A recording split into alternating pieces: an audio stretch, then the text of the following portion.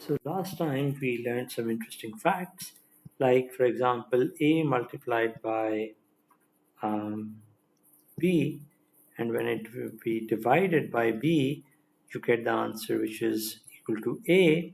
And when we have a multiplied by b and you divide it by a, you get the answer which is equal to b.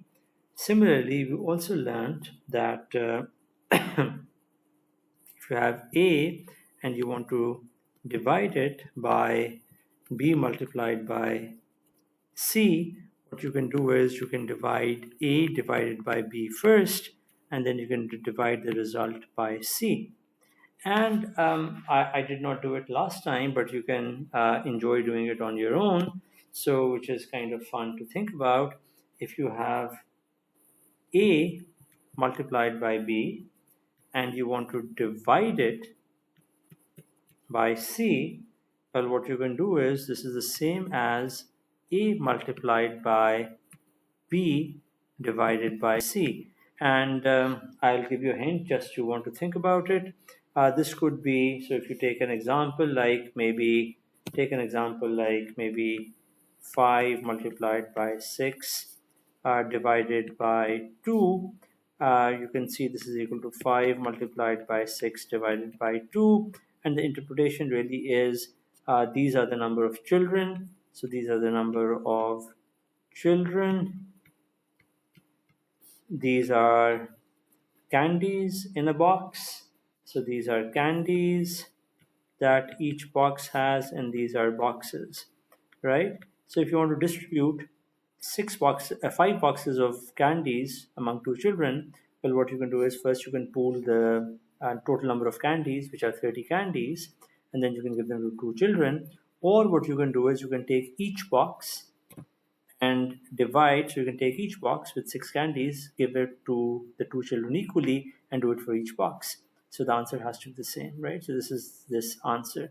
So these laws are kind of useful when we are going to learn how to divide or multiply by larger numbers. So let's see how we can apply, and this law will become especially applicable as we start working through some examples. So let's see how can we apply this law. So let's say, for example, if we want to divide 1500 or 1500 by 30. Well, this is really 30 can be written as this is really 1500 divided by 3 times 10. Now, when we are trying to do that, let's look at this law. This is exactly of the form that I stated, which is right over here. This is 1500 divided by b times c, which is 3 times 10.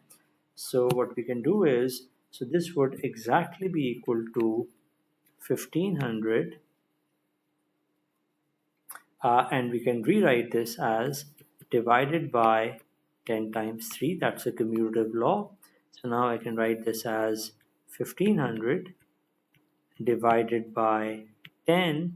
I'm going to and then I'm going to divide the result by 3. Well, 1500 divided by 10 is just going to be 150. That is something that we know. And I'm dividing 15 tens by 3, and that's very easy to compute. That's just equal to 5 tenths. So this is just going to be equal to 5 tenths. Okay, so this kind of a calculation becomes very easy to do once you have such these laws, which hopefully should be clear to you why these laws are generally true. I have to give you one caveat, which is that I've only talked about whole numbers throughout this time, and I haven't explained it to you very well, and we'll talk about maybe in a later lecture that these laws actually hold true for fractions as well. But right now I've just shown you these laws for whole numbers.